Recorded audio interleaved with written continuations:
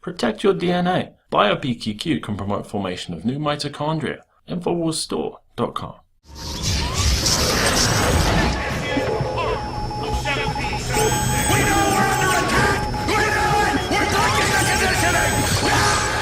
The United States military produced a classified film in 1952 documenting covert operations for offensive biological and chemical warfare. Biological and chemical warfare have two principal objectives: to reduce the enemy's production of food by destroying his crops and his food-producing farm animals, and to incapacitate the enemy's armed forces and that portion of his human population that directly supports them.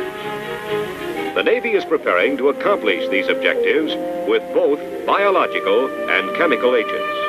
On September 30th, 2015, this film was finally declassified due to a FOIA request from governmentaddict.org. The U.S. Navy training film titled Naval Concepts of Biological and Chemical Warfare documents tests conducted on the western and eastern coastlines of the United States.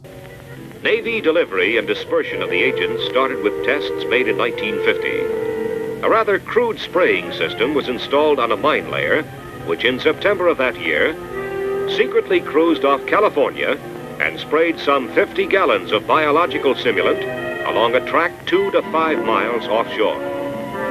Within an hour, the simulant had been carried ashore by the wind.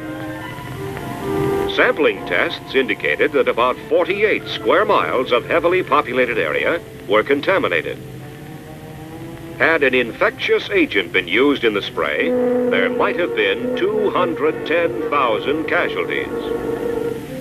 With that experiment successful, the southeast coast of the United States was selected for a larger scale test. The rather flat terrain would be favorable to wide dispersion of wind-borne particles.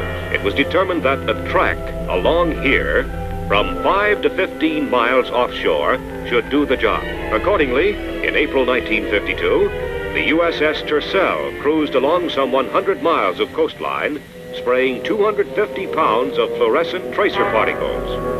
The operation lasted about 8 hours. Sampling tests made throughout North Carolina, South Carolina, and Georgia indicated that an area of some 20,000 square miles received these particles, proving that it is possible to contaminate extremely large land areas by releasing sprays at sea under the proper weather conditions.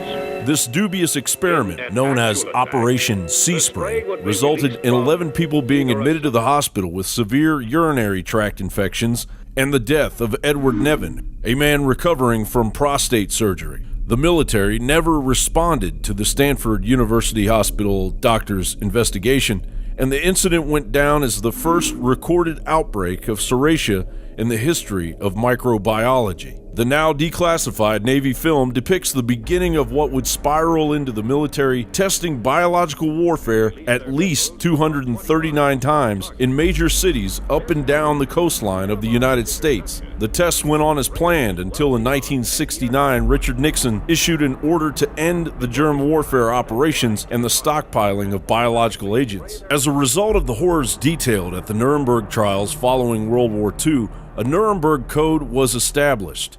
The first point of that code being that required is the voluntary, well-informed understanding consent of the human subject in a full and legal capacity as related to human experimentation. The U.S. military's covert operations broke that code secretly and almost immediately, and did so to its own citizens, no less. Is it any wonder that the chemtrails now blanketing our skies are being purposefully overlooked by a tyrannical government bent on soft-killing its own citizens once again?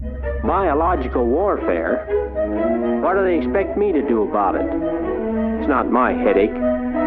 You are wrong. You had better find out the facts about biological warfare, or BW.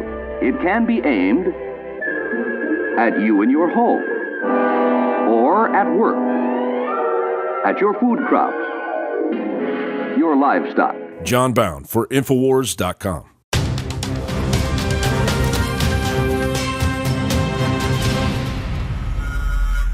General, what do you think about the FBI saying that there was a terror alert on Monday about a potential Fort Hood situation. The police are shoving people, shoving Alex, shoving the crowd. Here we go, folks. I'm being assaulted. Whether it's the radio show, the news websites, documentary films, or the nightly news, Infowars is the tip of the spear. Is this another false flag stage attack to take our civil liberties and put more homeland security while sticking their hands down on the pants on the streets? It's up to us to set brush fires in the minds of men and women everywhere, and that's what PrisonPlanet.tv is designed to do. You watch, the Assad regime is going to be blamed or accused of using chemical weapons against the so-called rebels. What we see now is a war against reality. It's a war against the truth. It's more vital than ever that supporters of freedom become members of PrisonPlanet.tv and share their membership with up to 11 friends and family. Visit InfoWarsNews.com today. Become a member, share your membership, and help take the InfoWar to the next level.